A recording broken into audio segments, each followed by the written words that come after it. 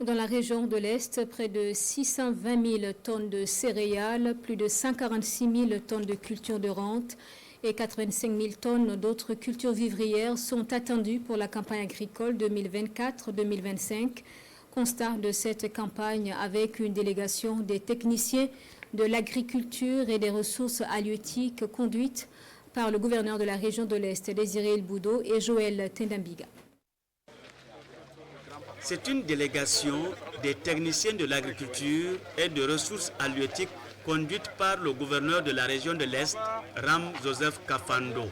La première étape de cette visite est l'exploitation agricole de Salam Idani, un producteur sémencier de la commune de Diapangou qui exploite 13 hectares pour 4 spéculations.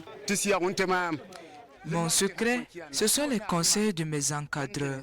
J'ai appliqué à la lettre les itinéraires techniques des différentes spéculations. Je me suis bien donné aux travaux d'entretien culturaux également. J'invite les autoproducteurs à en faire autant. Après Diapangou, cap sur les champs de certains producteurs modèles de Fadan Gourma. Nous avons exploité 11 hectares et nous avons un rendement attendu estimatif de 55 tonnes. Majoritairement pour la consommation, mais une petite superficie aussi pour la semence. Dans le cadre de l'offensive agricole lancée par le président du FASO, Valpap nous a appuyé en intrants agricoles et en équipement agricole. Cette campagne se porte bien. Alors à ce stade, vraiment, nous sommes à un niveau où le stade phénologique est très bien avancé et pour ce qui concerne les céréales, le sorgho et les milles, nous sommes à un stade de liaison de plus de 75%.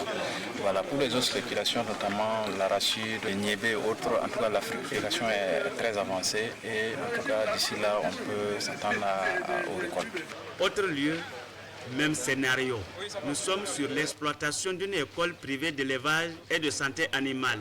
Le promoteur Charles Lompo, un cadre du ministère de l'Agriculture à la retraite, entend léguer son savoir-faire à la jeune génération dans le domaine de l'agro-silvopastoral. Nous avons la mariculture, nous avons la pisciculture, nous avons l'aviculture, nous avons le petit élevage. On peut les encadrer 3-4 mois et les donner la possibilité d'aller se prendre en charge eux-mêmes.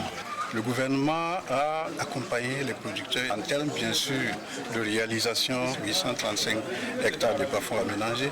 Il y a eu la mise à disposition de 16 tracteurs qui ont permis de labourer 10 000 hectares au profit des producteurs. La visite s'achève dans cette ferme.